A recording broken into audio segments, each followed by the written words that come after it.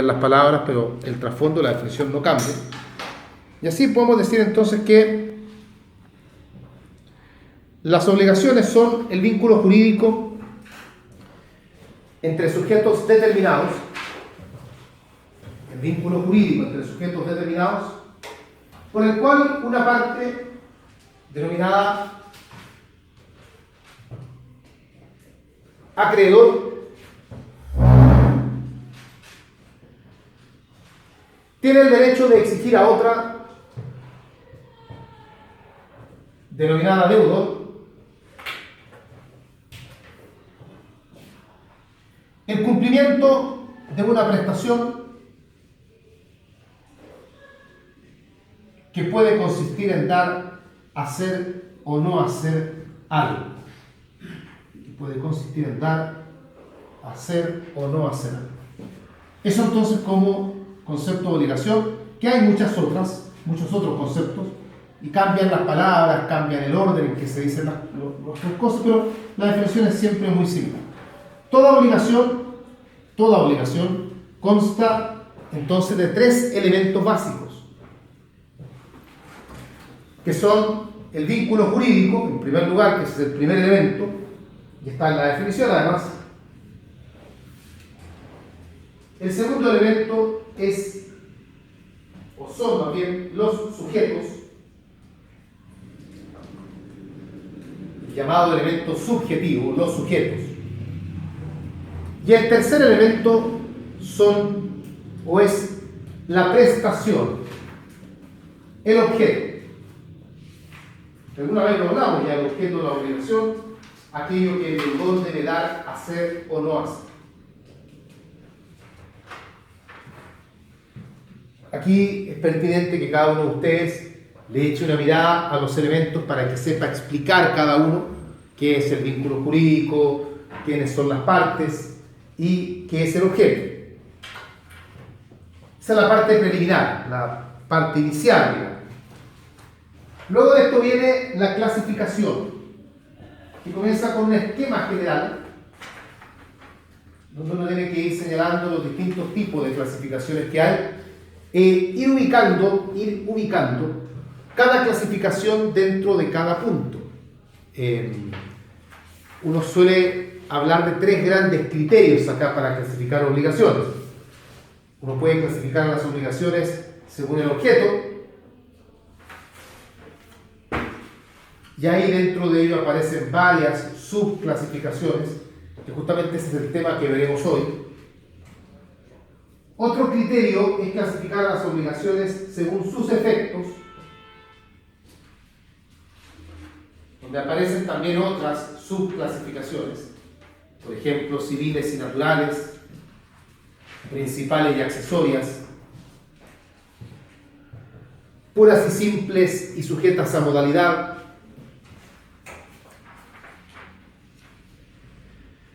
contractuales y extracontractuales. Eso en cuanto a los efectos.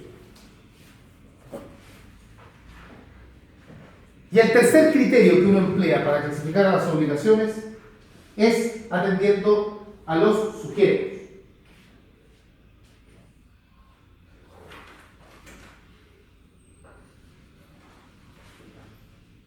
Donde en realidad ahí uno destaca una clasificación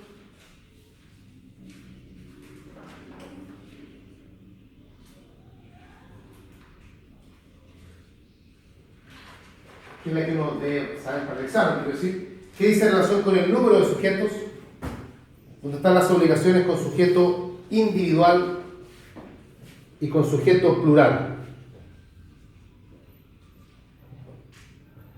Sujeto individual, sujeto plural.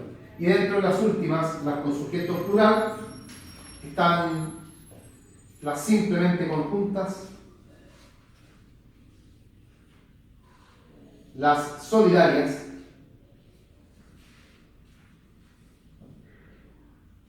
y las indivisibles.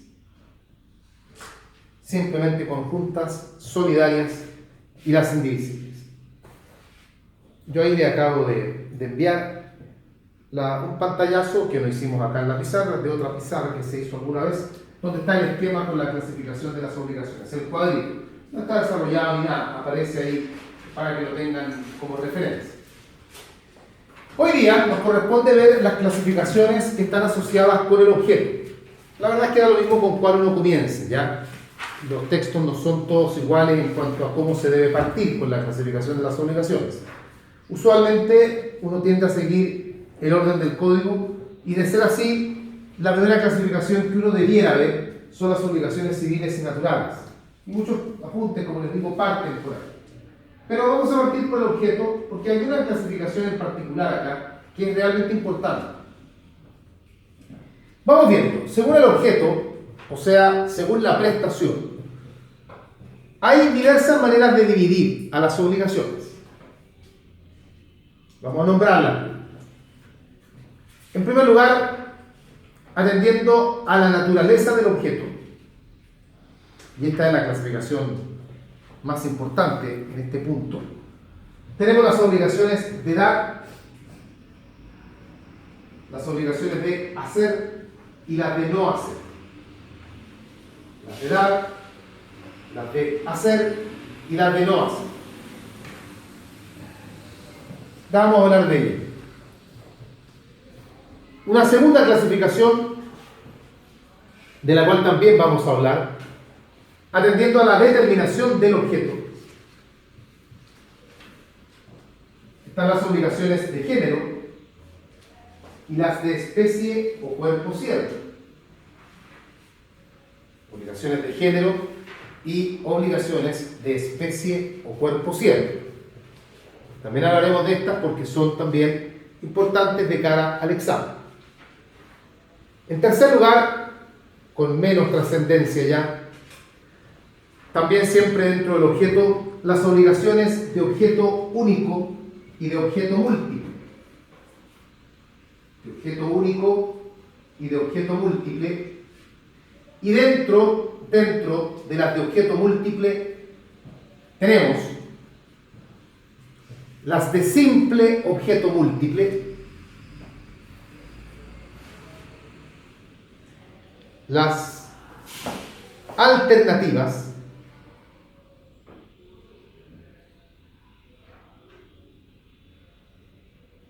y las facultativas. ¿En cuanto a la determinación también? No, esto en cuanto al número de objetos. Claro, o sea, perdón, sí que digo, el número de objetos. En cuanto al número de objetos.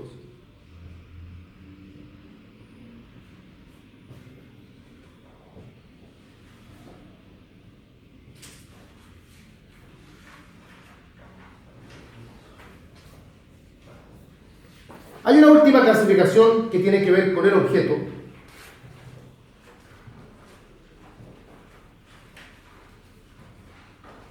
Y que divide las obligaciones según la finalidad del objeto. En obligaciones de medios y obligaciones de resultado. Esta última la vamos a nombrar nada más, pero no la vamos a desarrollar porque para examen de grado no es tan relevante. Incluso a esta altura yo creo que la mayoría de ustedes debiera haberla visto en la universidad. Pero por ejemplo, cuando yo estudié en la universidad todavía no se estudiaba, no eran temas. Con el tiempo ya, diría que despuntando el siglo XXI ya empezaron a ser tratadas en las universidades este tipo de clasificaciones de medios y de resultados. Y si alguno no la vio, tampoco es tan grave porque la verdad es que en examen de grado no es un tema que se tenga que desarrollar a cabalidad. Tal vez los que tengan exámenes de grado con casos podrían verse enfrentados a ello si es que les toca algún caso que vaya asociado con esto. Generalmente casos con responsabilidad médica, por ejemplo. Porque ahí uno analiza si los médicos tienen obligaciones de medios o si tienen obligaciones de resultados. O sea, justamente desde ahí surge, hasta cierto punto, toda la doctrina que trata a esta clasificación. Vamos entonces con la primera clasificación, obligaciones de dar, hacer y no hacer. Vamos bien. Partamos con las obligaciones de dar. Convengamos que ninguna de estas clasificaciones clasificaciones el código las define y la verdad es que tampoco las trata de forma sistematizada. No hay un párrafo que se llame de las obligaciones de dar, de hacer y de no hacer, sino que uno va encontrando artículos dispersos por ahí. Las obligaciones de dar tienen su gran referente, es el artículo 1548.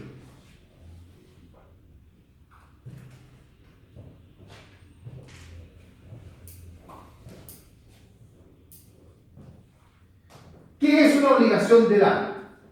Como concepto.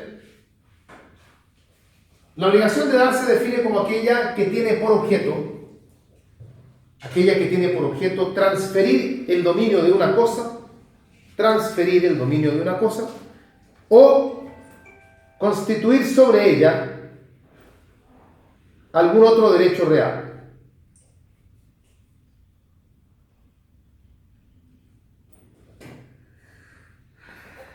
Constituir sobre ella algún otro derecho real. O sea, las obligaciones de dar siempre tienen una finalidad muy clara y que dice relación con derechos reales.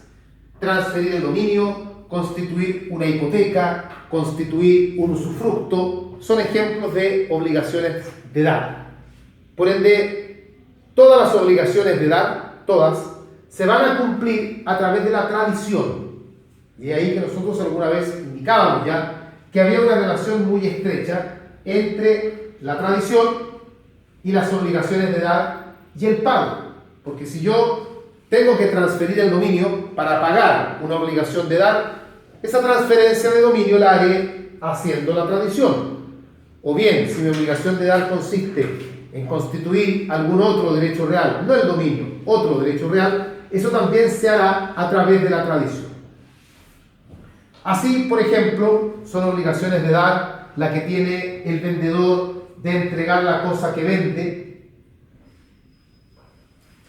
Es obligación de dar la que tiene el comprador de pagar el precio. Es obligación de dar la que tiene el empleador de pagar la remuneración. La que tiene el constituyente de la hipoteca de transferir el derecho real de hipoteca, constituirlo más bien, no transferirlo, constituir el derecho real de hipoteca. La obligación que tiene el dueño de un bien, el constituyente, de constituir, valga la redundancia, el derecho real de usufructo. En fin, todas ellas son obligaciones de dar porque su objeto es constituir un derecho real. Hasta ahí, uno deberá entender con cierta facilidad lo que son las obligaciones de dar. Uno tiene que entender que hay una relación con el pago, que está por ende muy vinculado a la tradición. No diría yo que a esta altura no es un tema complejo. Pero el código usa en el mismo artículo ya señalado, en el 1548, usa una frase que en su momento generó alguna discusión doctrinaria. Dice en 1548, la obligación de dar contiene la de entregar. La obligación de dar contiene la de entregar. ¿Qué significa eso? Esto de que la obligación de dar contenga la de entregar. ¿Qué significa? Han surgido dos posibles interpretaciones. Una, después yo voy a decir cuál es la que prevalece. Una que indica que el código lo que está intentando decir acá es que toda vez que haya que entregar una cosa, esa obligación es obligación de dar. Todo acto de entrega supondría obligación de dar. De acuerdo a esto, la verdad es que daría lo mismo si estamos enfrentados o no a un derecho real. Bastaría solamente con que haya entrega y ya por la sola circunstancia de que haya una entrega estaríamos frente a una obligación de dar. Así, por ejemplo, la obligación que tiene el arrendador de entregar la cosa que da en arriendo, sería obligación de dar porque hay una entrega de por medio. Alguien dirá, de acuerdo, pero ahí no hay ningún derecho real involucrado. Efectivamente, no hay ningún derecho real. Pero como hay una entrega, esta frase, la obligación de dar contiene la de entregar, implicaría que toda entrega entonces es obligación de dar. Esa es una interpretación. La otra interpretación dice algo diferente. Dice que esta frase, que la obligación de dar contiene la de entregar, está asociada a lo siguiente. Y aquí tenemos que dar también algo de contexto. Nosotros hace poco estudiamos la tradición y estudiamos que uno de los elementos de la tradición es la entrega. Toda tradición supone que uno debe hacer entrega de un bien. Vimos que hay entregas reales, entregas simbólicas, pero que toda tradición supone un título traslaticio y además una entrega.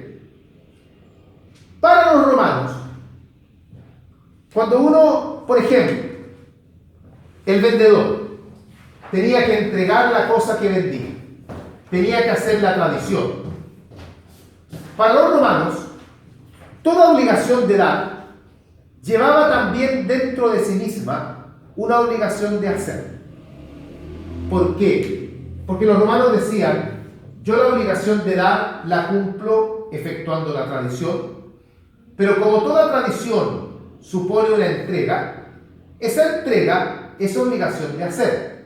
Entonces para ellos, las obligaciones de dar siempre iban acompañadas de una obligación de hacer. Siempre.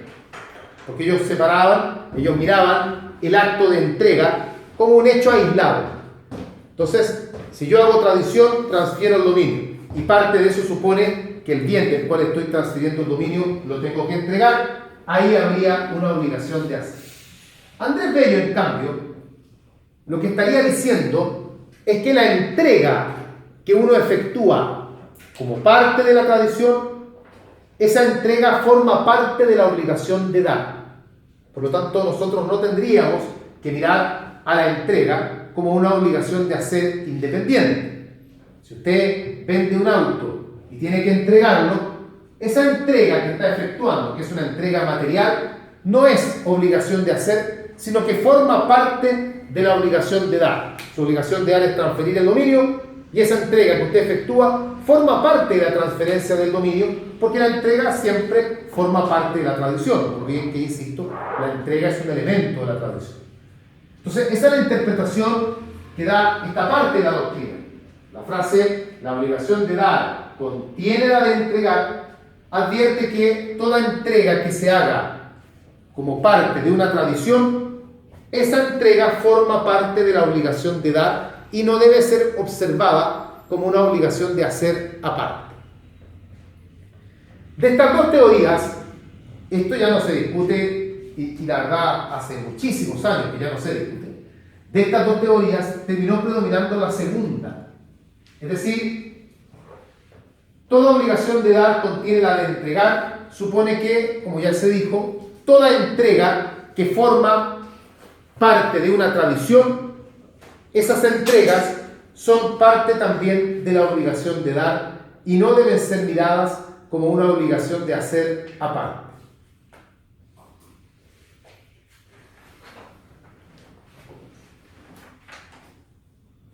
Bien. Dejemos de momento las obligaciones de dar pendientes. Tenemos el concepto, tenemos también algunos ejemplos y este alcance que hay que hacer necesariamente para explicar esta frase del artículo 1548. Obligaciones de hacer. Obligaciones de hacer. La obligación de hacer tampoco tiene definición legal y el artículo que más se destaca acá es el 1553. Ese es el artículo más destacable de las obligaciones de hacer, 1553. Y la vamos a definir diciendo que obligación de hacer es aquella que tiene por objeto la ejecución ejecución de un hecho cualquiera. Tiene por objeto la ejecución de un hecho cualquiera que no sea transferir el dominio ni constituir derechos reales. Que no sea transferir el dominio ni constituir derechos reales. Esto último es para insistir en que tenemos que separar a las obligaciones de dar de las de hacer. Son obligaciones de hacer, por ejemplo, la obligación que tiene el trabajador de desarrollar una faena, la obligación que tiene el mandatario de cumplir con la gestión que se le haya confiado, la obligación que tienen ambas partes en el contrato de promesa,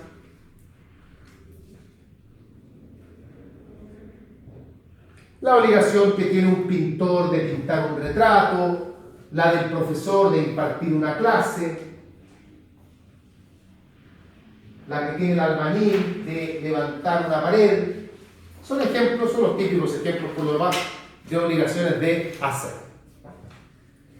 Por último, obligaciones de no hacer.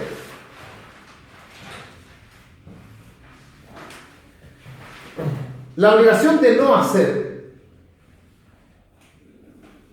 es aquella en que el deudor se abstiene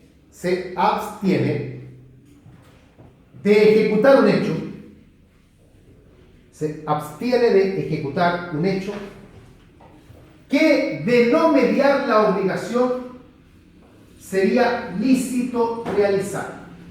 Se abstiene de ejecutar un hecho que de no mediar la obligación sería lícito realizar. Fíjense bien en la definición, porque la gracia, digámoslo en esas palabras, que tiene la obligación de no hacer, uno dirá lo obvio, ¿cierto? La obligación de no hacer consiste en que yo debo dejar de hacer algo, me tengo que abstener de una conducta, hay algo que yo no debo realizar. Y hasta ahí, claro, efectivamente eso es una obligación de no hacer. Pero, ojo con la parte final, para que realmente haya una obligación de no hacer, debe uno obligarse a no ejecutar un hecho que sea lícito. O sea, se debe tratar de un hecho que yo, si la obligación no me obligara, valga la redundancia, a no hacerlo, sería algo que yo lícitamente sí podría hacer. Por ejemplo, que en el contrato de matrimonio dijese, por el presente contrato, los cónyuges se comprometen a no golpear uno al otro. Entonces uno diga, perfecto, tengo una obligación de no hacer, no te puedo pegar. La verdad es que no le puedes pegar a tu cónyuge, lo diga o no lo diga el contrato de matrimonio, porque ahí hay una ley que te impide hacerlo. O que cuando se contrata a un reponedor en un supermercado, en una cláusula le digan, se le prohíbe estrictamente al reponedor hurtar mercadería al supermercado. Y que él diga, mira, si esto no estuviese en el contrato, yo podría hurtar la mercadería. No, porque eso no lo puedes hacer, porque la ley lo impide. La idea es que tomemos un hecho que sea lícito, pero que en virtud de la obligación no se pueda realizar. Por ejemplo, cuando contratan a un abogado en un estudio jurídico y en el contrato de prestación de servicios se le indica al abogado que mientras trabaje en este estudio jurídico no podrá llevar causas particulares. Perfecto, entonces una suerte de cláusula de exclusividad. O cuando contratan en una universidad a un profesor y en el contrato se señala que mientras él desempeñe un cargo en la actual universidad no podrá hacer clases en ninguna otra. O al tipo que trabaja en una empresa donde le indican que no puede divulgar la información confidencial de la empresa. Eso también tiene que ver con lo accesorio, con los elementos no de la esencia, sino los elementos accidentales. Claramente esto es un elemento accidental que se incorpora al contrato con el fin de lograr un efecto puntual. Es difícil encontrar ejemplos tan claros como los tienen las obligaciones de dar y las de hacer. Pero, por ejemplo, una obligación de no hacer es el pacto de mejoras. Aquel en que el testador se compromete a no disponer de la cuarta de mejoras. Disponer de la cuarta de mejoras es algo que cualquier testador puede hacer. Pero en virtud del pacto de mejoras, llamado también pacto de no mejorar, el testador se compromete por el contrato porque el pacto de mejoras es un contrato, se compromete por ese contrato a no disponer de la cuarta de mejoras. Pero no están prohibidos los pactos de sustitución. Pero ese se permite, es el único pacto que está permitido en el sistema chileno.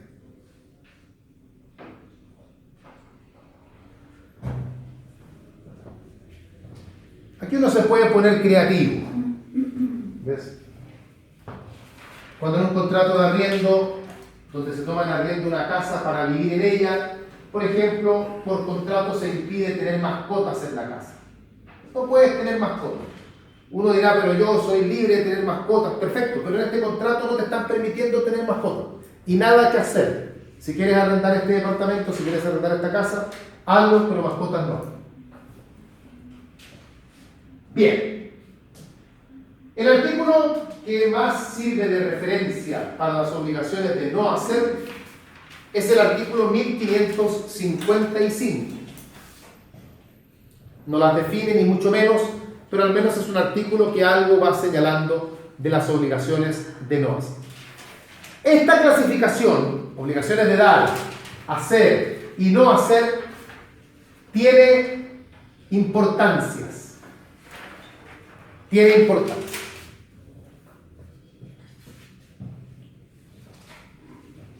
Primera importancia.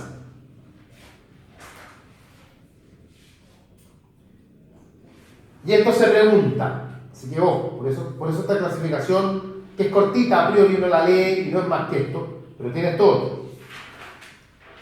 El orden de las importancias no importa. Primera importancia, partamos por algo conocido, para determinar los requisitos que debe reunir el objeto.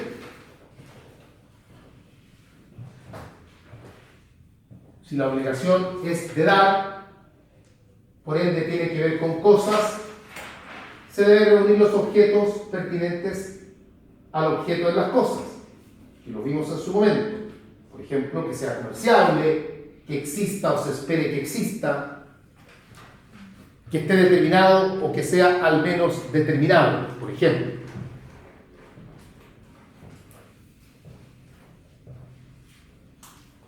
En cambio, si la obligación es de hacer o no hacer, los requisitos del objeto son otros. Físicamente posible, moralmente posible, determinado.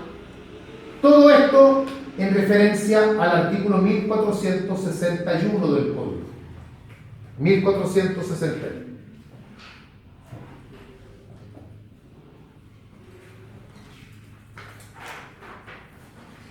Segunda importancia,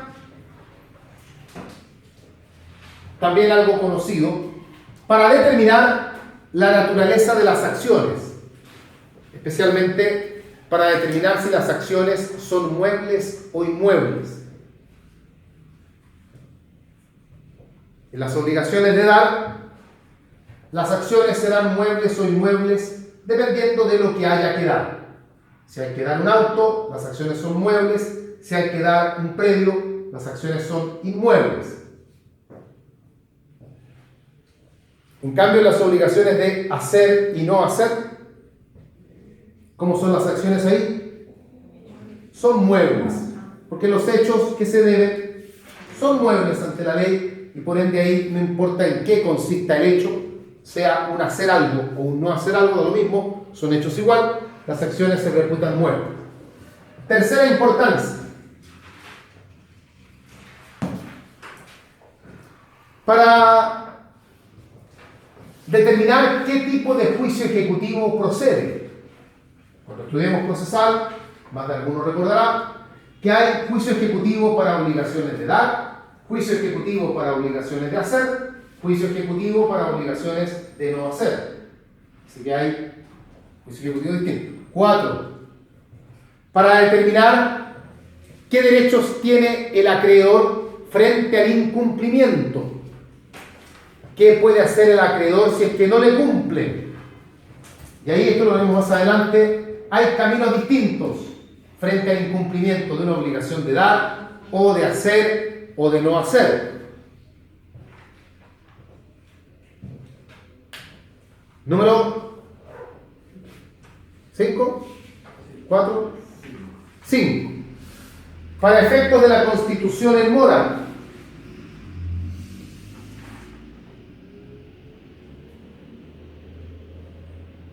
También lo veremos en su momento, pero las obligaciones de dar y las de hacer, ambas, las de dar y las de hacer, tienen como uno de sus requisitos para que proceda la indemnización de perjuicios que el deudor esté en mora.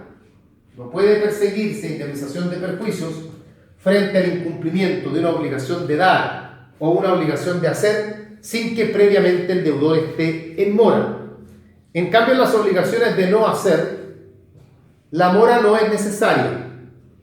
Ahí el código dice que basta con el hecho de la contravención.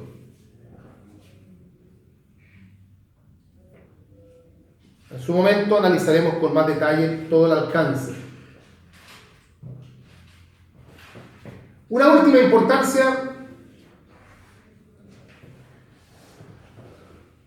para analizar el efecto de la fuerza mayor o caso fortuito.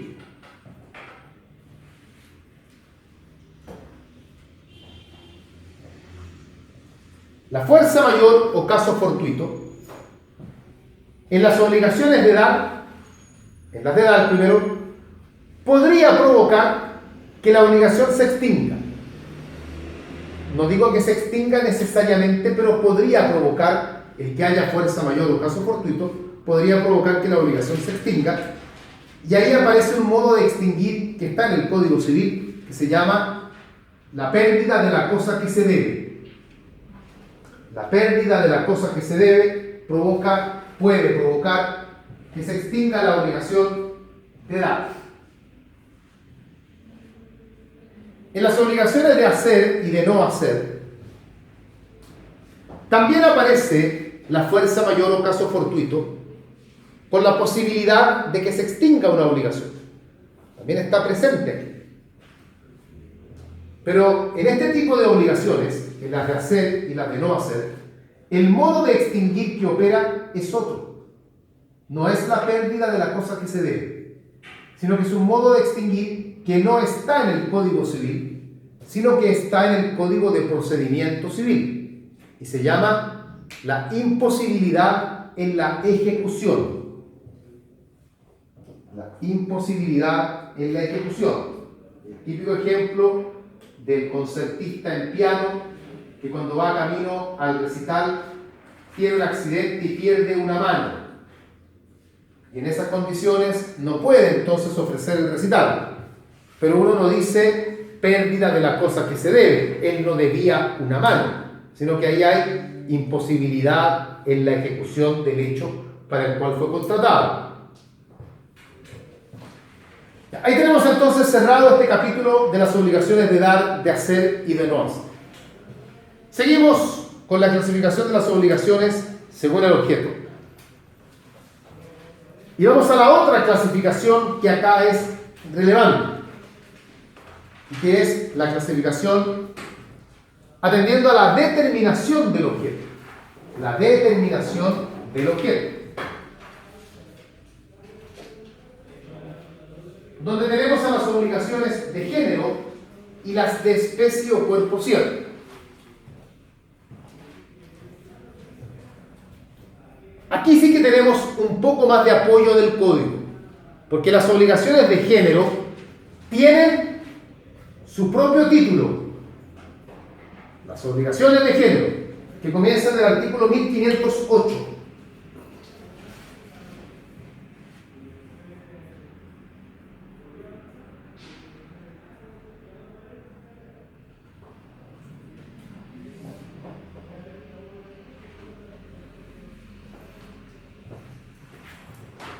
Las de especie o cuerpo cierto, en cambio, no tienen un tratamiento particular, pero igualmente uno va elaborando una teoría de las obligaciones de especie o cuerpo cierto, mirando a las obligaciones de género que sí están tratadas en el código. Uno va invirtiendo las reglas y también uno va recogiendo algunos elementos para las obligaciones de especie o cuerpo cierto, cuando el código desarrolla como modo de extinguir la pérdida de la cosa que se debe. Porque la pérdida de la cosa que se debe precisamente opera cuando opera como modo de extinguir, opera respecto a las obligaciones de especie o cuerpo cierto.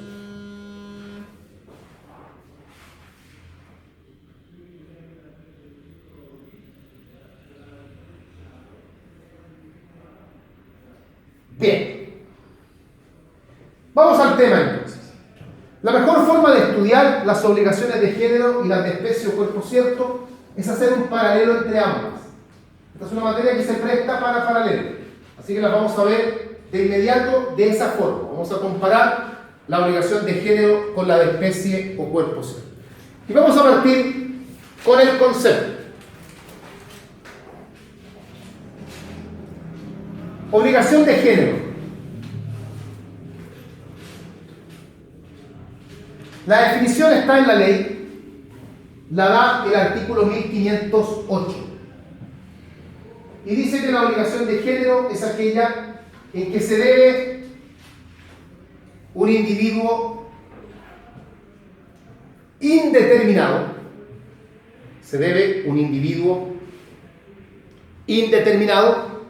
de una clase o género determinado. Un individuo indeterminado de una clase o género determinado. Cabe destacar, para que no se me confundan, la palabra individuo está tomada en el sentido de cosa, no como persona. Entonces, como un individuo, una persona, un ser humano, no, como cosa. Es decir, una obligación de género sería: debo un caballo, debo 5 sacos de harina, debo 100.000 pesos. Se sabe el género, pero no se conoce cuál es el individuo exacto. Debo un caballo, ¿pero cuál? Pero el contrato no señala cuál exactamente. Ahí veremos cómo la ley encarga de resolverlo. Obligación de especie o cuerpo cierto. Concepto. Estamos haciendo un paralelo, no lo olvidemos. No hay concepto legal, pero mirando el concepto de obligación de género, podemos elaborar un concepto de obligación de especie o cuerpo cierto. Y podemos decir entonces que la obligación de especie o cuerpo cierto es aquella en que se debe un individuo determinado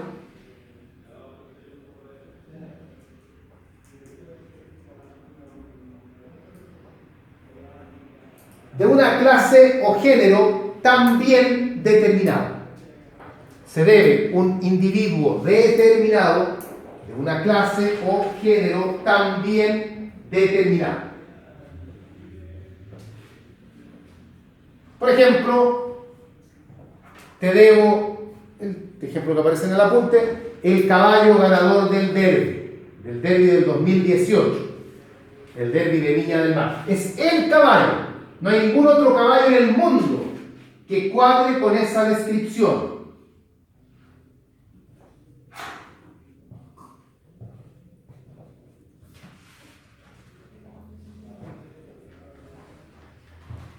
La corbata que usaste el día que contrajiste matrimonio con Juanita. La corbata. No hay otro.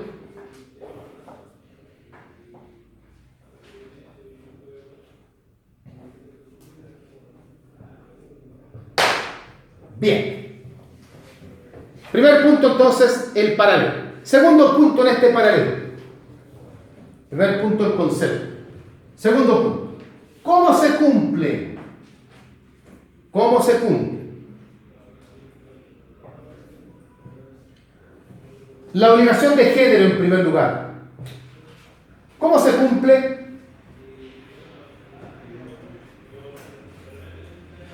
Se cumple entregando un individuo cualquiera de una calidad a lo menos mediana.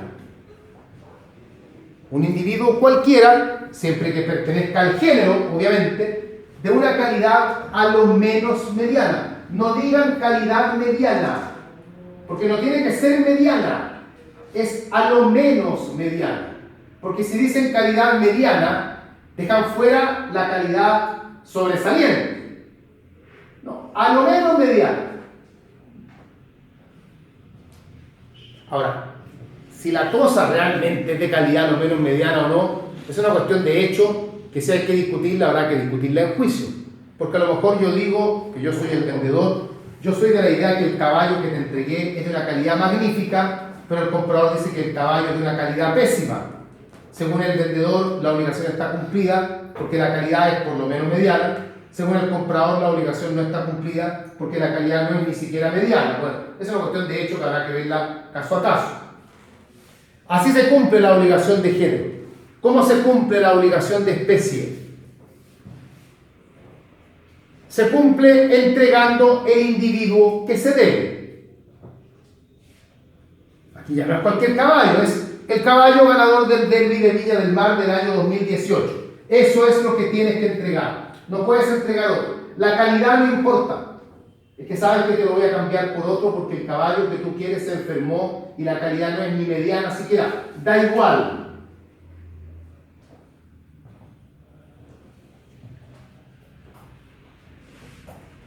Profesor, ¿hay graduaciones de calidad determinadas? No, la ley no puede determinar graduaciones de calidad. La ley simplemente se limita a decir calidad a lo menos mediana y sería. No hay ningún parámetro porque además es imposible que la ley anticipe las cosas. Uno normalmente entiende por una calidad mediana el que la cosa pueda servir para su uso natural. ¿Ya? Si uno tiene que tratar de buscar un concepto por lógica, tendría que ir encaminado por ahí para generalizarlo. Pero la ley no se encarga de determinar dónde parte, dónde terminan las calidades medianas y qué otro tipo de calidades existen. Y aparte de la mediana, ¿cuáles son las otras calidades? No hay. Tenemos entonces cómo se cumple. Sigamos en el paralelo. En lo referente al deber de cuidado. Al deber de cuidado. En las obligaciones de género, el deudor no tiene deber de cuidado. No tiene deber de cuidado. Tanto así que él podría destruir, enajenar cosas del género. Y el acreedor no podría oponerse a que lo haga. El deudor es libre para... Si yo debo... Luego lo que le ejemplo. Yo debo un caballo, y ese caballo tiene que ser un caballo cualquiera de una calidad lo menos mediana. Y yo en mi campo tengo 20 caballos y decido matar 5. Es mi problema. El acreedor no puede reclamar. Decido comerme uno. Decido regalar 10. Da lo mismo. No olviden que se parte del supuesto de que el género no perece. Por lo tanto, el deudor no tiene que estar preocupado de cuidar un bien determinado. La ley no le impide enajenar el bien. Y el acreedor tampoco puede evitar inicialmente que el deudor lo haga, porque el género no perece. Tanto así que si yo tengo 20 caballos y quiero soltar a los 20 caballos para que se arranquen, también es problema mío, porque en el contrato yo no debo uno de mis 20 caballos, yo debo un caballo cualquiera, de calidad a lo menos mediana. Ahora bien, en las obligaciones de especie o cuerpo cierto, obviamente la historia cambia.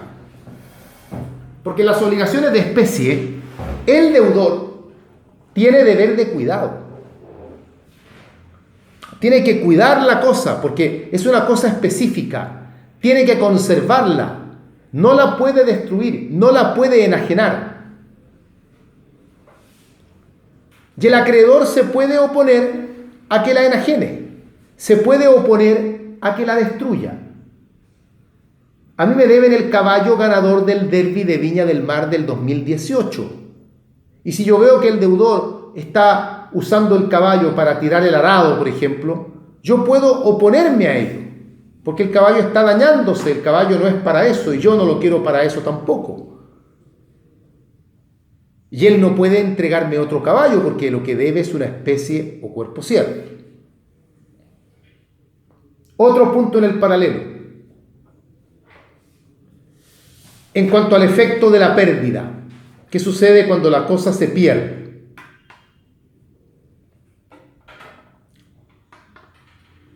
Si la obligación es de género, la pérdida de la cosa no provoca ningún efecto. Y da lo mismo cómo se haya perdido, da lo mismo si fue por fuerza mayor, por caso fortuito, por culpa, por dolo, no importa, porque el género no perece. A mí, Andrea me tiene que entregar un caballo y resulta que a ella se le muere un caballo. Mala suerte, pues tendrá que conseguirse otro para cumplirme, pero ella no puede alegar que su obligación está extinguida ni nada. Mala suerte, no, mala suerte para ella. En cambio, en la obligación de especie o cuerpo cierto, la pérdida sí tiene efectos. Porque acá el bien no se puede reemplazar por otro. ¿Y cuál es el efecto de la pérdida acá? Hay que distinguir. Hay que distinguir entre si la pérdida fue por fuerza mayor o caso fortuito, o si la pérdida es imputable al deudor. Si la pérdida ha sido por fuerza mayor o caso fortuito, tormenta eléctrica, cayó un rayo sobre el caballo y lo mató, y no se podía evitar que eso pasara, entonces la obligación se extingue, porque opera el modo de extinguir pérdida de la cosa que se debe por fuerza mayor o caso fortuito. A lo imposible nadie está obligado, y tampoco el bien puede ser reemplazado por otro, porque la naturaleza de la obligación no lo permite. Pero, si la pérdida fue imputable al deudor, el deudor dejó abierta la puerta del establo y el caballo se arrancó y se cayó por un despeñadero, ahí la obligación no se extingue, sino que el deudor queda obligado a una indemnización de perjuicios. Por lo pronto, el valor del caballo tendrá que pagar.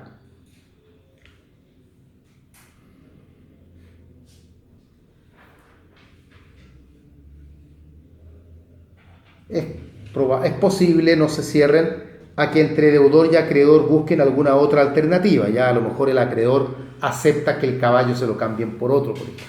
Eso forma parte de la coyuntura. Pero legalmente el deudor no le puede decir al acreedor, ¿sabes qué? Olvídate de ese caballo, te voy a entregar otro. No, pues si la obligación era de especie o cuerpo cierto, porque tenía que ser cumplida con ese individuo específico.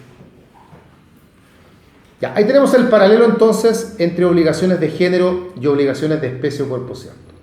Los paralelos tienen la ventaja, por un lado, que permiten comparar una institución con otra y se preguntan a veces de esa manera, pero también si ustedes miran, depende cómo lo hayan hecho, pero miran solamente la columna de la obligación de género, van a ver ahí las características de la obligación de género y al otro lado verán las características de la obligación de especie o cuerpo cierto con concepto incluido. Por eso es que la forma más didáctica de este tipo de materias es verlo así.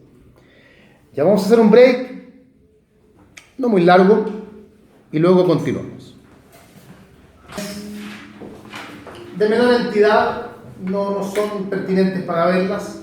Por un lado, las de objeto único, que no tienen ninguna gracia en realidad, las de objeto múltiple, donde encontramos las de simple objeto múltiple, las alternativas y las facultativas. Y por el otro lado, las de medios y resultados, menos aún, como les dije, es muy probable incluso que varios de ustedes no las hayan visto tampoco en la universidad. Igual está en el material, por si quieren echarles una mirada. Vean los cedularios de cada uno si tienen, para que vean la pertinencia de realmente verlas, porque no terminen viendo materia innecesaria. Ni siquiera en el curso de bienes de pregrado son tan importantes esas clasificaciones. Pero si quieren echarle una mirada a algo, por lo menos vean las alternativas y las facultativas, que dentro de podría ser tal vez lo más preguntado. En lo medular, las obligaciones alternativas son aquellas en que se deben varios objetos, pero tienen la característica de que la obligación se extingue sin necesidad de cumplirlos todos. Yo debo 3 cosas y pagando una o pagando 2, la obligación se extingue. No se queden con la idea de que haya que pagar solamente una. El código lo describe así, pero en realidad lo que ahí sucede es que no hay que cumplirlas todas. Y la facultativa, porque la que señalé recién es la alternativa, la facultativa se caracteriza, por otro lado, porque de acuerdo a la obligación, de acuerdo al contrato, se debe un objeto, pero se le da al deudor la facultad de pagar con el objeto que debe o con otro objeto que se designa.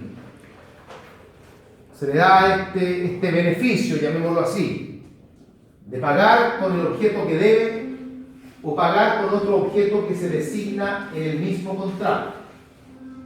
Tú me debes un auto, págame el auto, pero si quieres, en lugar de pagarme con el auto, me puedes pagar entregándome 3 motocicletas. Y eso es así porque el contrato lo describe en esos términos. Bien. Nos pegamos el salto entonces ahora y vamos a hablar de las obligaciones naturales.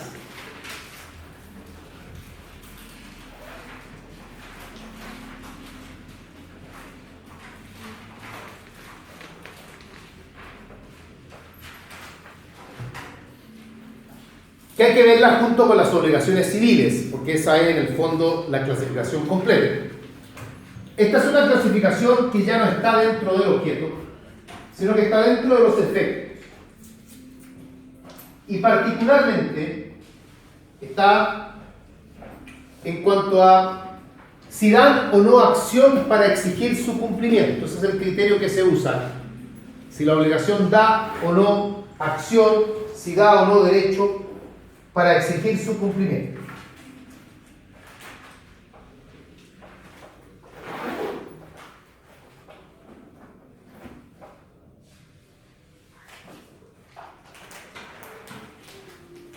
Y así encontramos las obligaciones civiles y las obligaciones naturales. Las civiles, la verdad es que el código no las trata de forma especial. No las trata de forma especial. Entendible, porque al fin y al cabo todas las obligaciones debieran ser obligaciones civiles. Y por lo tanto no necesita que la ley tenga que destinar un tratamiento especial para ellas. Las vamos a definir y eso es todo para la obligación civil. Y la define la ley, así que nos quedamos con eso. 1470. Obligación civil es aquella que da derecho para exigir el cumplimiento. Da derecho al acreedor, si quieren, para que suene más completo. Da derecho al acreedor a exigir el cumplimiento. Y le permite retener lo que le hayan dado o pagado en razón de ello. Da derecho al acreedor para exigir el cumplimiento y le permite retener lo que le hayan dado o pagado en razón de ello. Eso último la definición legal no lo dice, pero uno igual lo agrega para que quede bien completita la definición. Es decir, una obligación civil es una obligación en la que el acreedor tiene los medios jurídicos para exigir el cumplimiento. No tengo que esperar a la, entre comillas, buena voluntad que tenga el deudor, ni a que el deudor tenga un arranque de conciencia para pagar, sino que si él no me quiere pagar voluntariamente, yo tengo los medios jurídicos para provocar un cumplimiento forzado. Lo puedo demandar, tengo acción para demandar. La obligación natural, en cambio, por definición, y volvemos al mismo artículo 1470, obligación natural es aquella que no da derecho a exigir el cumplimiento. No da derecho a exigir el cumplimiento. Pero una vez cumplidas, permiten retener lo que se ha dado o pagado en razón de ellas.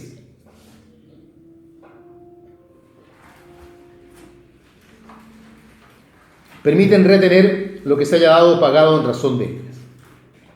Como dice vulgarmente el autor, son aquellas que no dan acción, pero sí dan excepción. Una forma de entender un poco el contexto de la obligación natural, como lo hemos dicho para otras materias, esto no lo den como respuesta, es para entender. No dan acción, pero sí dan excepción. ¿Cuáles son las obligaciones naturales?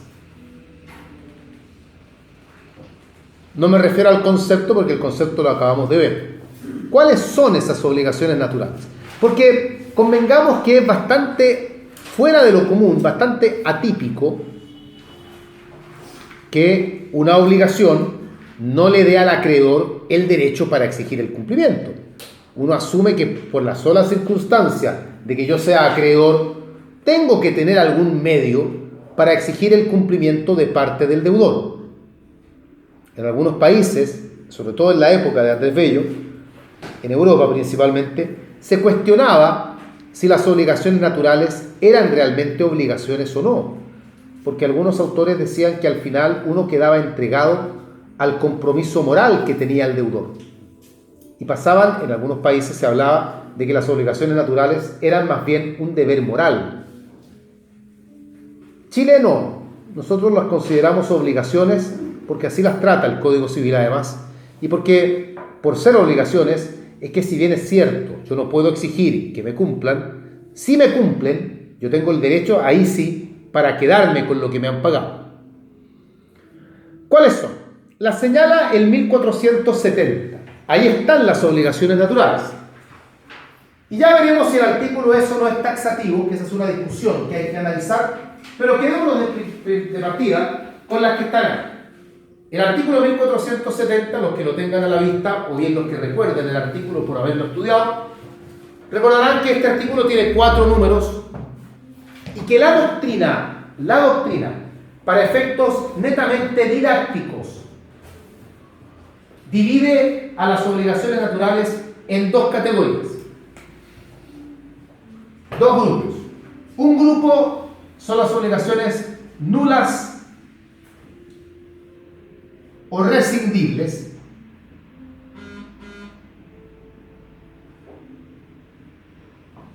y el otro grupo son las civiles desvirtuadas o degeneradas. Civiles desvirtuadas o degeneradas. Insisto en que esta es una distinción estrictamente doctrinaria. La distinción como tal no aparece en el código. Vamos bien.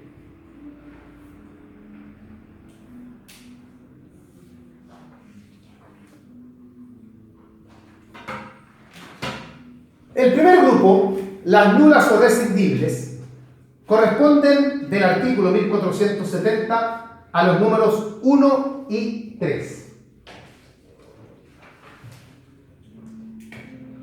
El número 1 y el número 3. Ya veremos el contenido de cada uno.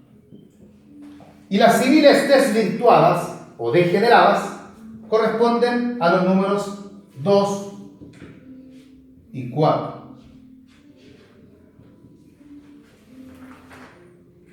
Los impares por un lado, los pares por otro lado.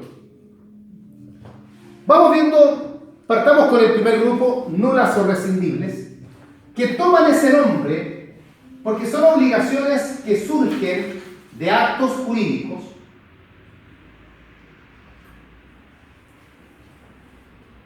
que tienen algún vicio de nulidad.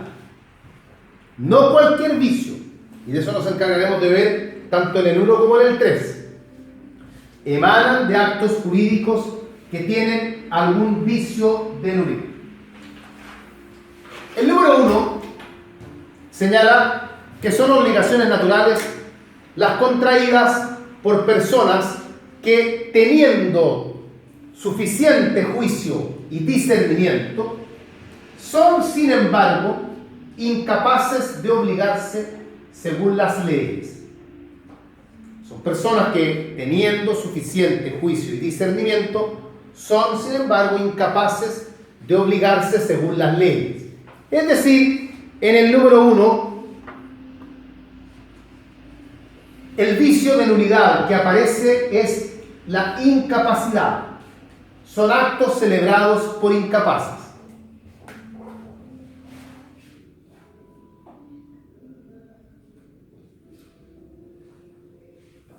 Y coloca un ejemplo de un incapaz que es el menor adulto. Pero esto opera para toda clase de incapacidades, tanto absolutas como relativas, ¿o no? Todo incapaz, sea incapaz absoluto o sea incapaz relativo, da lo mismo, va a dar lugar a esto. No. No es así. Solamente el incapaz relativo.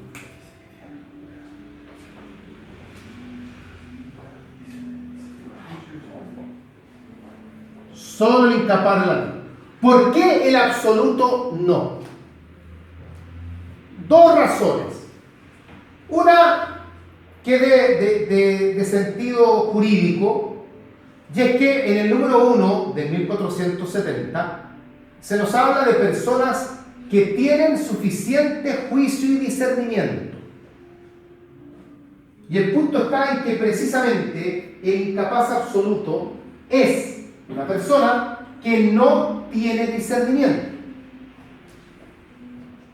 O sea, no cumple con el perfil de lo que está pidiendo el número 1. Ahí hay un antecedente. Pero hay otra razón, mucho más clara y mucho más tajante. Y es que el artículo 1447, que es el artículo que se refiere a los incapaces absolutos, al tratar a los incapaces absolutos, dice literalmente que los actos de los incapaces absolutos no producen ni siquiera obligaciones naturales. Así que con ese antecedente, y solo con ese, si la verdad es que no basta otro, no es necesario otro, con ese antecedente uno ya debe dejar fuera al incapaz absoluto acá en el número 1. Los actos de los incapaces absolutos no generan obligaciones naturales. Por lo tanto, el número 1 se refiere a los incapaces relativos, que por lo demás es coherente con el ejemplo que da, porque el ejemplo que da es el del menor adulto, que es un tipo de incapaz relativo. La doctrina ha ido un poco más allá y se ha cuestionado si acaso el otro incapaz relativo, porque los incapaces relativos son dos nada más, uno es el menor adulto, que no queda duda de que puede generar obligaciones naturales, porque el 1470 lo usa como ejemplo. Pero ¿qué pasa con el otro incapaz relativo? El disipador interdicto. ¿Puede él generar obligaciones naturales también o no? Y aquí la doctrina estuvo en su momento un tanto dividida. Por un lado, los que decían que sí, que el disipador interdicto podía generar obligaciones naturales, porque es un incapaz relativo. Y por lo tanto, de acuerdo al 1470 número 1, estaría dentro del perfil de quien puede generar obligaciones naturales. Por lo demás, claramente el menor adulto está colocado como ejemplo. Y si es un ejemplo, porque tiene que haber algún otro caso. Y el único otro caso que cabe es el del disipador interdicto. Pero está también la doctrina que propone que no, que el disipador interdicto no puede generar obligaciones naturales.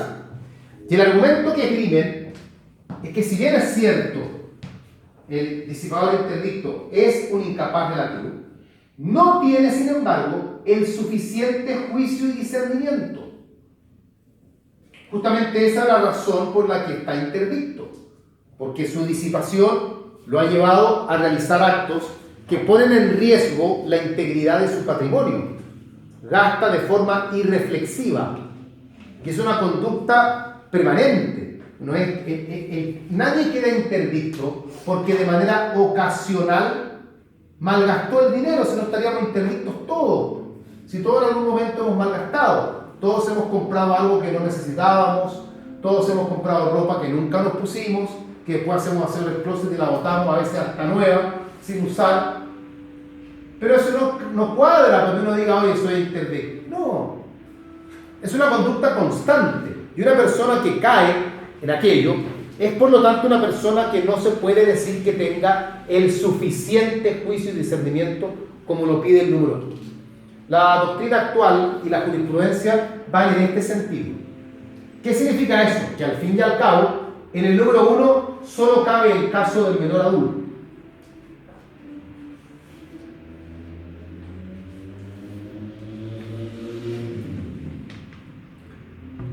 Número 3.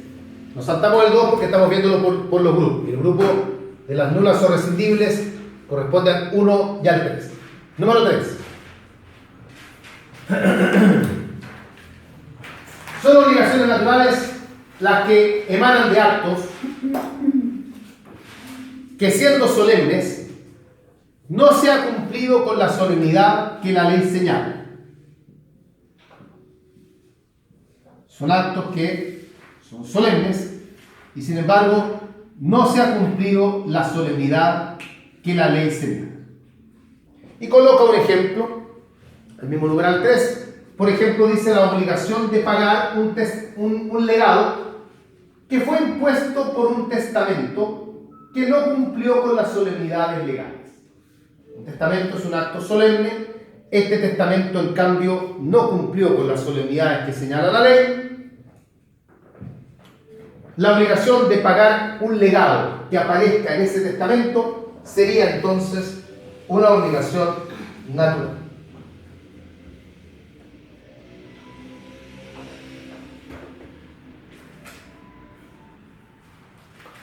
Bien.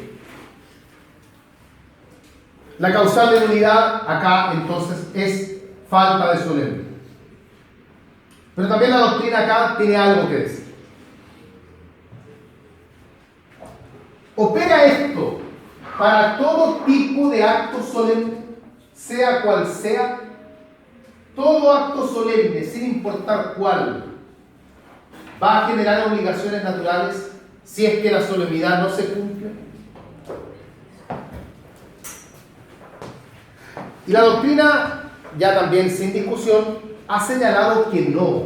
Esto no opera para todo tipo de actos, sino que la doctrina ha dicho que esto solamente opera para los actos unilaterales.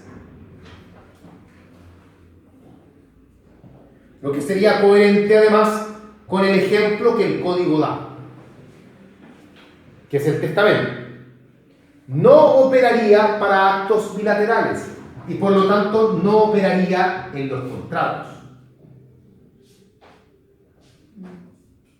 Imagínense que tuviésemos un contrato de compraventa de un inmueble. ¿Y cuál es la solemnidad? No, que se otorgue por escritura pública. Y resulta que este contrato de compraventa, imagínense que yo estoy vendiendo mi casa y aparece interesado en comprar mi casa. ¿Usted cómo se llama? Nicole. Aparece Nicole interesada en comprar mi casa. Nicole llega a mi casa, la empieza a mirar y se convence que es lo que ella necesita y la quiere comprar. Y nos damos la mano. Yo le digo, Nicole, entonces yo le vendo mi casa. Y Nicole me dice, sí, yo se la compro. Y nos damos la mano y acordamos el precio. Yo le digo, mire, vale 300 millones. Nicole me dice, no, me sobra la plata, así que yo le pago, profesor, no se haga ningún problema. Y estamos todos de acuerdo. ¿Hay compraventa o no hay compraventa? No hay compraventa. No se ha cumplido la solemnidad. Resulta que al día siguiente recibo una transferencia electrónica por 25 millones de pesos. Y Nicole me manda un mensaje y me dice, profesor, le acabo de transferir el pie para la compra de la casa. Y yo le digo a Nicole, ¿qué compra de la casa, Nicole? La que le compré ayer. No, le digo yo, usted no me ha comprado nada. Ayer conversamos simplemente. Acá no hay compraventa aún porque no se ha cumplido con la solemnidad. Y Nicole, acto seguido, molesta, me dice, bueno, entonces espero que me devuelva los 25 millones que le transferí. Y yo le digo, no, porque fue una obligación natural. Porque es una obligación que, pagar el precio, emana de un acto que es solemne y aunque no se cumpla la solemnidad, las obligaciones son naturales. Y como usted la pagó voluntariamente, a mí me da el derecho para retenerlo. Es ridículo que eso funcione así. Por eso es que en materia de actos bilaterales y dentro de ellos los contratos, esta realidad no opera. solamente cuadra con los actos unilaterales. Y ahí está bien colocado el ejemplo del testamento y es el que debieran colocar, si es que es necesario colocar un ejemplo en el examen. Ya, ese es el grupo entonces de las nulas o rescindibles. Vamos al otro grupo, que es más fácil, es más breve a veces. Las civiles desvirtuadas o degeneradas.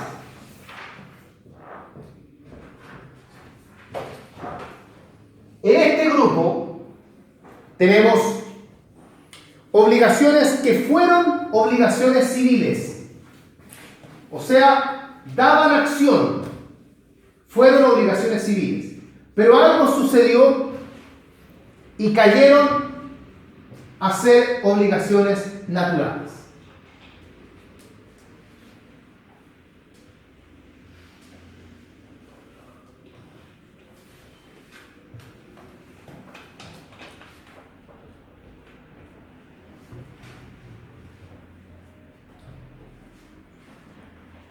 El número 2, que tal vez sea el que uno más recuerda de las obligaciones naturales, son las obligaciones civiles extinguidas por la prescripción.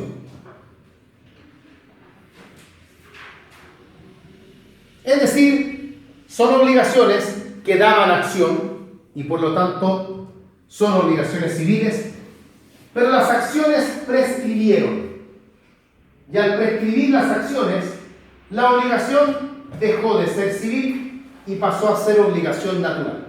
Es por eso además que uno siempre trata de explicar a los alumnos que la prescripción no extingue obligaciones, extingue acciones.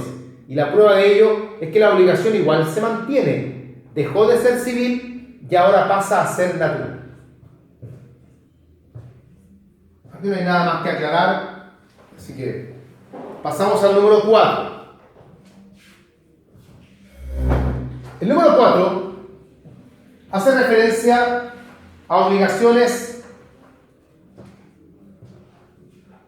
que fueron demandadas en juicio, lo que revela que daban acción y el acreedor intentó su acción y demandó el juicio. Son obligaciones que fueron demandadas en juicio, pero fueron desestimadas por falta de prueba.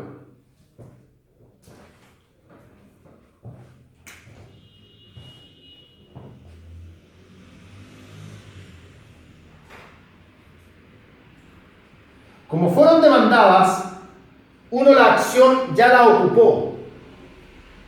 Y como el juicio se termina perdiendo por falta de prueba, uno no puede volver a demandar porque opera la cosa juzgada, el non bis in idem. Ya ocupaste tu acción, ya demandaste. Te fue mal porque no fuiste capaz de probar lo que tú estabas pretendiendo y perdiste el juicio. No puedes volver a demandar, pero al menos el legislador permite que esa obligación subsista como obligación natural, debido a que el motivo por el cual se perdió en el juicio fue la falta de prueba. Si el juicio se pierde por otra razón, ahí no hay nada que hacer. Si el juicio se pierde porque se decreta el abandono del procedimiento, o simplemente se pierde porque el tribunal estima que los argumentos jurídicos del demandante no fueron lo suficientemente sólidos, o la defensa del demandado fue tan buena, en fin, ahí no hay nada que hacer. Solo se subsiste como obligación natural cuando hay falta de prueba. Estas son las obligaciones naturales que aparecen en el artículo 1470. Pregunta: ¿es el artículo 1470 taxativo o no?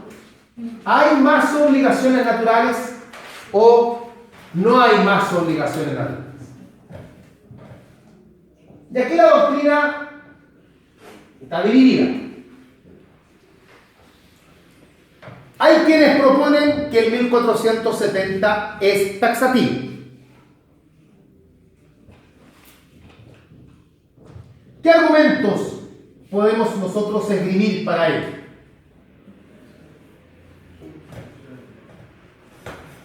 Un argumento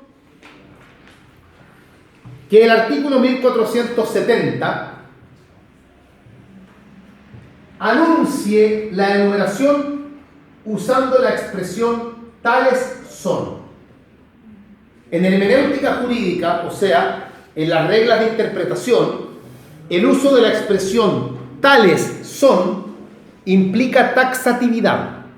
Y por lo tanto, si el artículo aparece enunciado con esa expresión, es porque la enumeración es taxativa. Ese es un argumento. Otro argumento. La enumeración es taxativa porque el que una obligación sea obligación natural es algo excepcional. El que tengamos una obligación que no da acción es algo excepcional. Y las excepciones solo pueden interpretarse de forma restrictiva.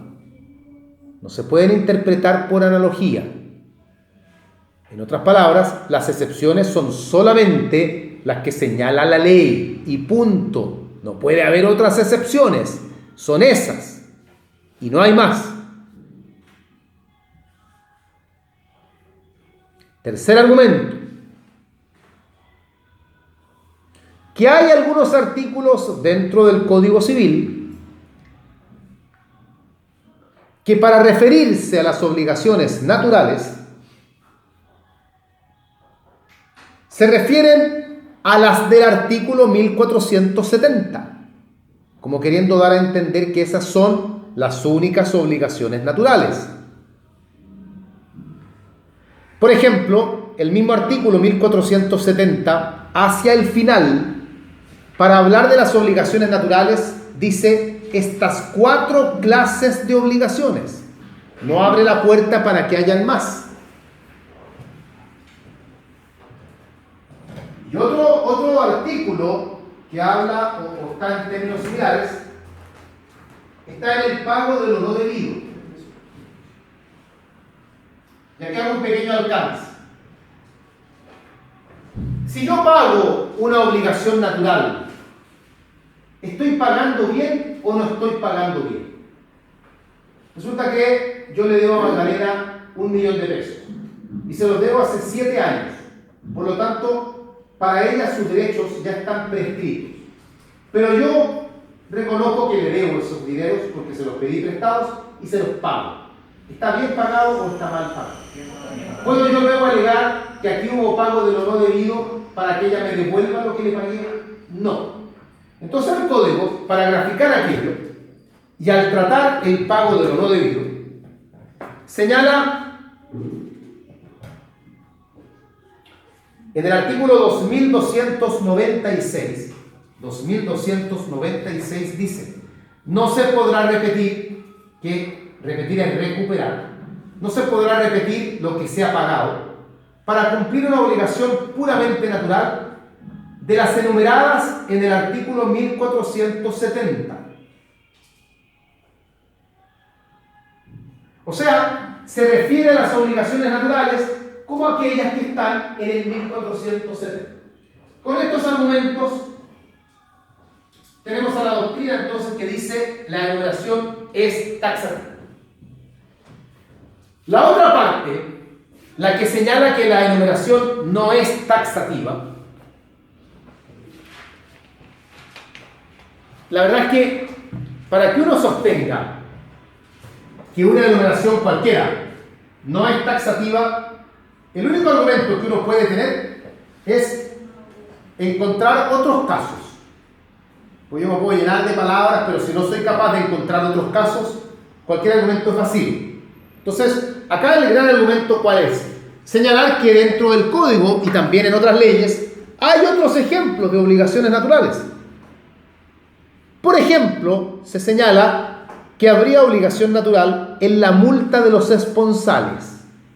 No en los esponsales en sí, sino que en la multa de los esponsales. Al respecto, el artículo 99 dice que si se ha pactado multa, no se puede exigir el pago de la multa, pero si la multa se paga, está bien pagada. Entonces le da el perfil de una obligación natural. No puedo exigir el cumplimiento, pero si es cumplida, se puede retener lo que se haya recibido. Y se dice que ahí habría un ejemplo de obligación natural. Así también, otro ejemplo, está en el contrato de juego y apuesta, particularmente en el artículo 2260, en que el artículo parte diciendo que el juego y la apuesta no dan acción, sino solamente excepción. O sea, la está describiendo como una obligación natural. Y agrega, el que gana no puede exigir el pago, pero si el que pierde paga, está bien pagado.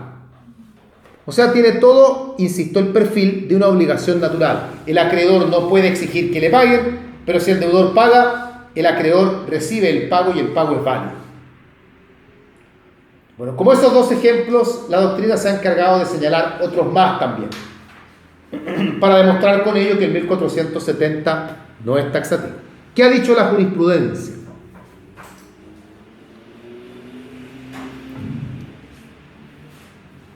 La jurisprudencia ha señalado en la mayoría de los fallos, porque este también es un tema cambiante, que el 1470 es taxativo. Y el gran argumento que se suele invocar es el de la especialidad, es decir, que nosotros lo dimos ya, que las excepciones solamente admiten interpretación restrictiva. Y si el código dice que son obligaciones naturales las del 1470, solo esas son obligaciones naturales. Uno no puede extender por analogía eso a otras instituciones. ¿Y qué pasa con la multa en los esponsales? ¿Y qué pasa con el juego y la apuesta? Bueno, tienen efectos similares. ¿Sí? No podemos desmentir que no dan acción, pero sí dan excepción. Pero no pueden ser calificadas como obligaciones naturales. Son casos puntuales con ciertos efectos similares a los de una obligación natural, pero no son obligaciones naturales. En todo caso, es una discusión meramente dogmática, porque sean o no sean obligaciones naturales, no cambia el hecho de que producen igual los dos grandes efectos de una obligación natural: el no poder exigir el cumplimiento, pero sí poder retener lo que se haya dado pagado. La discusión al final se centra en una cuestión nominal. ¿Podremos llamarlas obligaciones naturales también o no las podemos llamar así? Y en el fondo es eso. Bien, para cerrar, efectos de las obligaciones naturales. Efectos de las obligaciones naturales.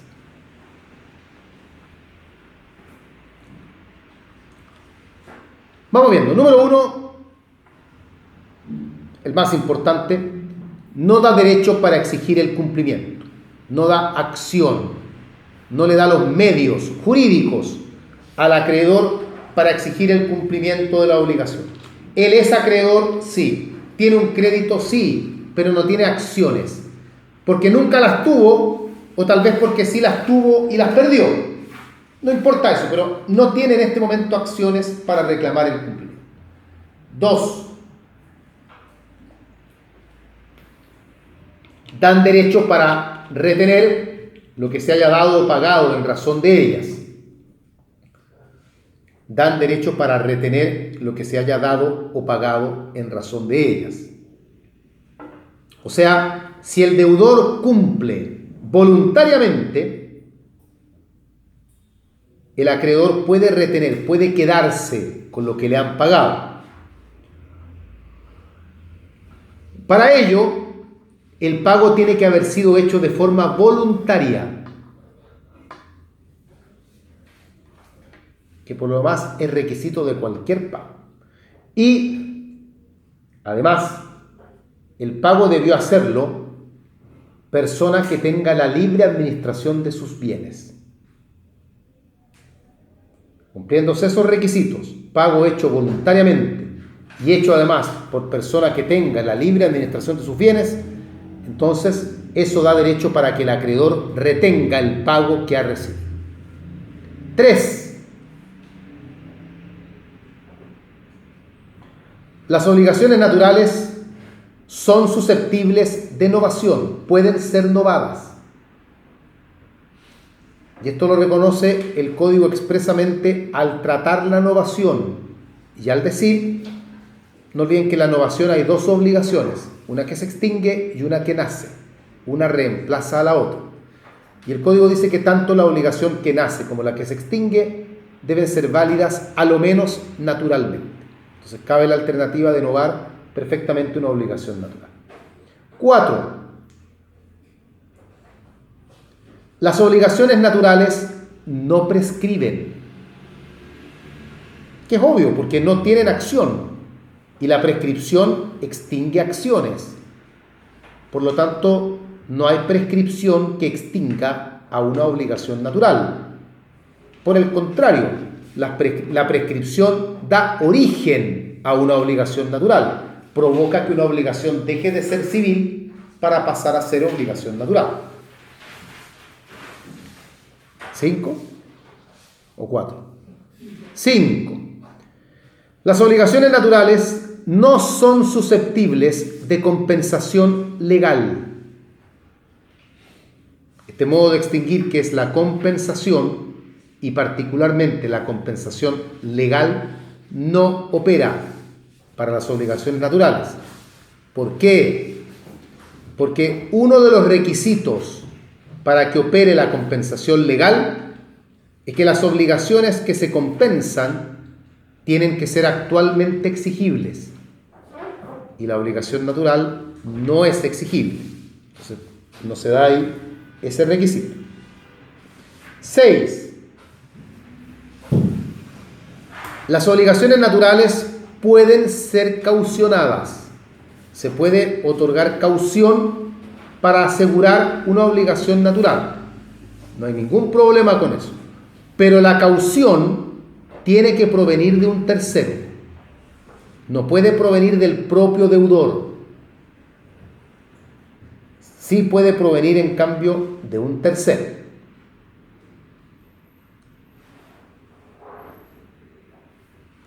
Y por último, número 7 creo, la sentencia que rechaza pagar una obligación por ser natural, cuando una sentencia rechaza que se pague una obligación por ser obligación natural, no le quita el carácter de obligación natural.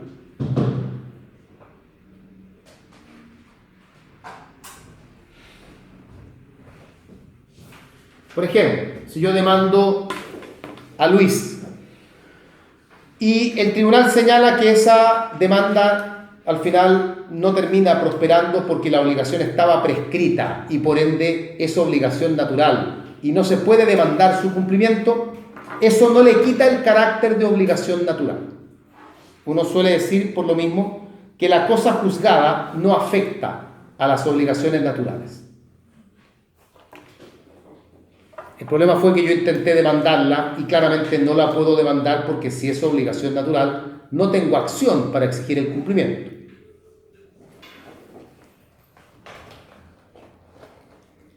Bien, ahí tenemos entonces las obligaciones naturales. Vamos a quedar acá. Los que estén mirando el calendario se habrán dado cuenta que vimos la materia de hoy y la de mañana también. Igual mañana hay clase, ¿ya? Pero como eran dos clases que iban a resultar ser muy breves, porque la obligación natural no era más que esto, entonces las junté en una sola, ¿ya? Así que eso para que, si ven el calendario, para que no les llame la atención. Bien, pues, estamos listos por hoy. Nos veremos mañana.